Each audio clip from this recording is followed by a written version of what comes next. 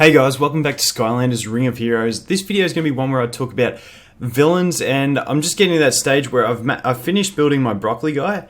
He's 6-star plus 5, and I was like, what is the next villain I want to build? So I was going to give all the villains a quick little rundown, but there's 3 main ones that I'm looking at building it next, which I'll go into in a little bit more depth.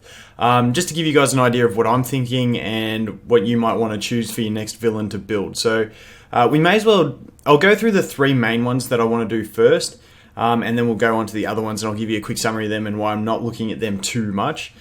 So the first one I'm looking at is Bad Jujus. Now, Bad Juju is really nice in that it gives attack up. So for me, I use Whirlwind in a lot of my teams, so my healing's normally pretty solid that I don't always need a broccoli guy.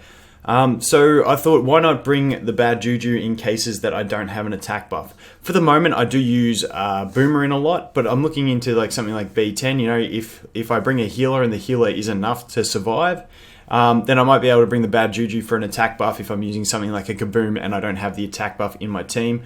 The thing about this is it gives attack up for 2 turns at base, only around for 1 turn at base 2, which I wouldn't mind having that up 1 more.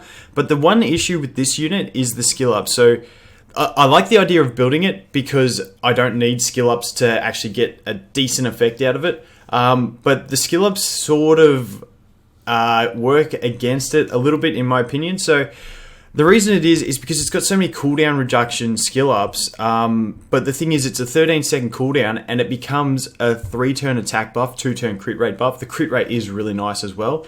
But if I've got a 3-turn attack buff, I don't need to have this being like an 8-second cooldown because I'm still going to have the attack buff up by the time she reapplies the attack buff. So the cooldowns are a bit interesting in that way. I do like I said, I like the crit rate. I like the extra turn of attack buff because it's always going to be applied to the same unit, which is the unit with the highest attack.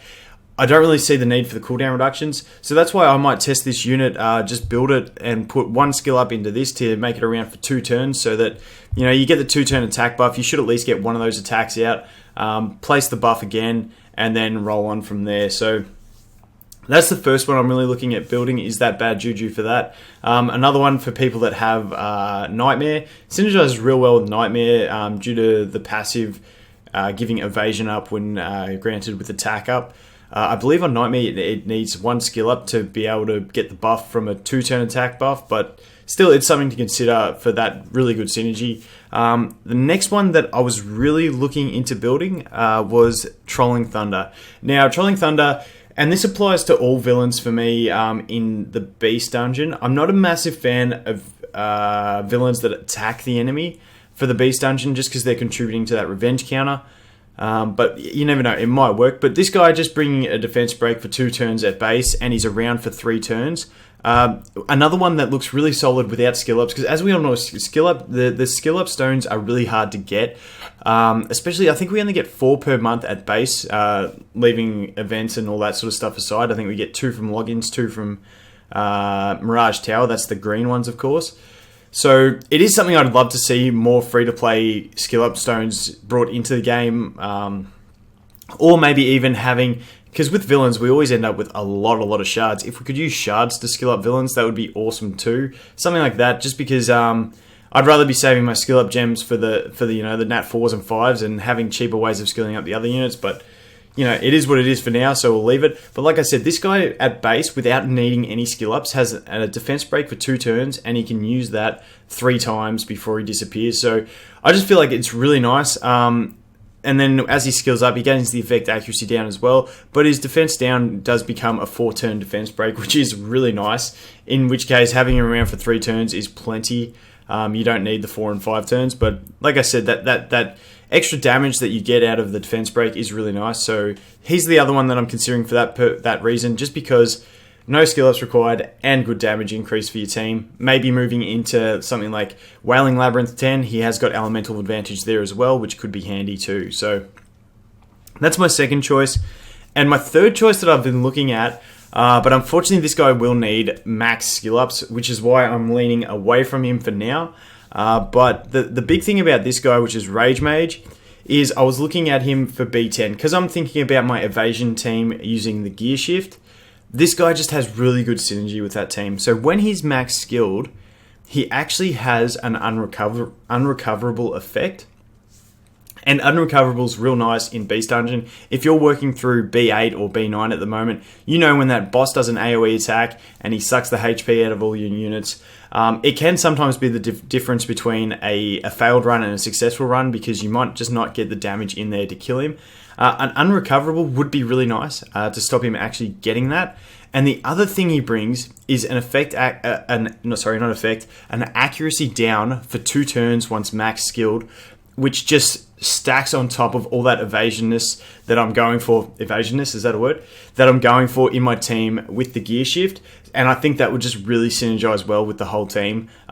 If I could get all this in the package without skill ups, he would definitely be the one I'd build right now. But because I'd have to invest so many skill ups, I think I'm going to leave him. But he's definitely one that I'm considering heavily to eventually build. The one other downside is that he's only around for 1 turn, so I really would have to max skill this one to get an extra 2 turns, so that he hangs around for 3 turns before disappearing. But Rage Mage, definitely a good one. Like I said, for that B10, it works with the evasion team, has elemental advantage there as well, so he'll be able to soak up a hit. And yeah, just one that I'm really considering, but I think I'll end up going with the bad Juju, just to test that out in B10 with my Kaboom and stuff like that. But yeah, down the road, I definitely think he could be a lot of fun. So those are my top 3 choices. Like I said, I'll probably end up going for the bad Juju, but we'll go through quickly all the other ones. I'm not going to do too in-depth in these, I don't think, but we'll just go through them. Chompy is actually one that shows out to be a little bit better than I thought he would be. At base, he's around for 4 turns, applying that defense break, similar to the Trolling Thunder, except he does have elemental weakness against the B10 and neutral against W10, so not as good there.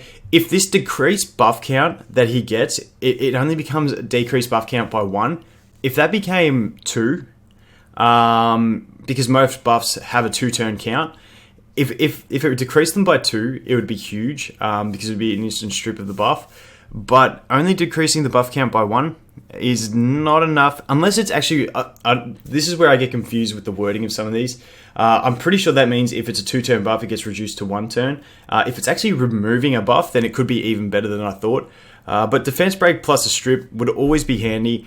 However, like I said, if it works the way I think it does, it's not going to be that great. Plus, you need to invest skill ups into it again, which I'm not a massive fan of at this stage. So that's Chompy. Not too bad, but not too great either.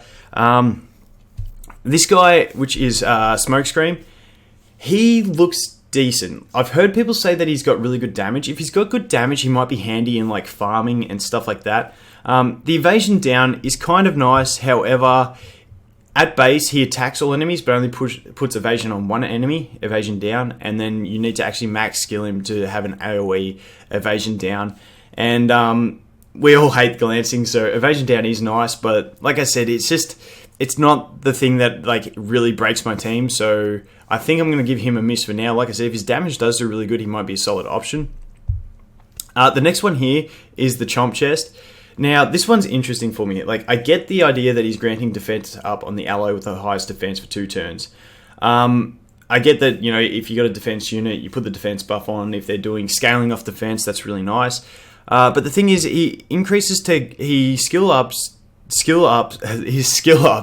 make him add shield to that unit as well, and it ends up being invincibility. So for me, the shield and invincibility don't really fit, because I'd rather be doing something like Enigma does, which is shield and invincible on the ally with the highest attack, because they're going to be the squishy one, and they're the ones that needs the shield and the invincible buff. So the defense buff part I get. The invincibility part I don't really like. I'd love to see this be a focus aggro. If that was focus aggro that he was putting on the unit with the highest defense, then he would be a really, really nice unit. But at the moment, the synergy just isn't quite there, because normally your tanky unit isn't taking as much damage anyway, so they can live. So you don't really need that invincible buff. So that's him. Bit of an awkward unit, so not a massive fan. The next one we go into here is Mastermind. I always get the names confused sometimes. Grants focus for 1 turn to the ally with the highest defense. Once again, applying focus to the highest defense and deflect damage. The synergy isn't quite there, because when you're doing it to the ally with the highest defense, it's the ally that's taking the least damage, which means the deflect damage is going to be doing less reflected damage. So I don't know. There might be synergies out there with some units, but for me, just it's the wrong buff on the wrong unit. You're putting the buff to reflect damage on the unit that takes the least damage. I'd rather put reflect on something that's a bit squishier, because if they're taking damage, you may as well be reflecting as much back as possible. Even if that went onto something like the unit with the highest HP, because that way you could build a really HP heavy unit with not much defense, meaning they're taking high damage numbers when they get attacked, even though they're still really tanky. That would be a better fit for me, but for this one, once again, just doesn't quite synergize for me. Moving into I5. Now, I5 is one unit that I think everyone's had a look at and everyone's thought about building. At base, you've got the endurance reduced by 2 and then a bonus hit doing it by another 2. It skills up to have another 2 endurance cost. And I'm pretty sure that only applies once. So I think at max skill, it would be a total endurance reduction of 6, which is really nice. I think this one will be really, really good moving further into Mirage Tower. If they introduce more levels of Mirage Tower or they introduce the hard mode, I feel like you'll start bringing a dedicated healer into your team. You won't be relying on Broccoli Guy as much, and this unit could really help on boss stages and stuff like that. Just getting them to that knockdown stage, because knockdown in boss stages on Mirage Tower really, really does help. Teaming this up with something like a snapshot could really be a huge combo. So I'm sort of waiting for more content in Mirage Tower before I go into building this unit, but I definitely think I5 is one that everyone will have built eventually for those niche uses that will be really nice. And the final one we've got here is, what's this one called? Icecream. This is a creepy unit. The whole eyeball in the mouth thing just freaks me out a little bit, but this one's not bad. This one is all around basically making all your stuff land. It puts horror on, which means they can't dodge and they can't block, and then you get effect resistance down, which means you're more likely to land your harmful effects. So basically, this one just looks like a unit that if you want to land your stuff, you bring this unit and you should land your stuff. Not too vital for me at the moment. Like the horror would be nice, even in when I was trying to do my B8 teams and stuff like that back then. The stealth elf just never critting and getting the glances and copying the blocks and stuff like that would really help. But as for building right now, I think I'll give it a miss. And being around for 4 turns, though, it is quite nice. So the horror for 1 turn may not seem like much, but when you're around for 4 turns at base, you do get a fair bit of value out of that. Having said that, you would have to level it up to get the value out of it, otherwise it will just get one shot. So that's the Icecream. Not my favorite unit, but definitely has a place somewhere down the road, I think. But just in recap, the 3 I'm looking at mainly is going to be the Bad Juju, the Trolling Thunder, and the Rage Mage. Probably going to go with the Bad Juju for now. Just put some levels into it, power it up, and see how it works for me. But I'll keep you guys posted when I do that, and see how it works. But that's going to be it for this villain video, guys. Let me know what villains you guys are looking at building next. I'm pretty sure most people have built Broccoli Guy. If you haven't, I definitely recommend it. It's a handy unit to have built.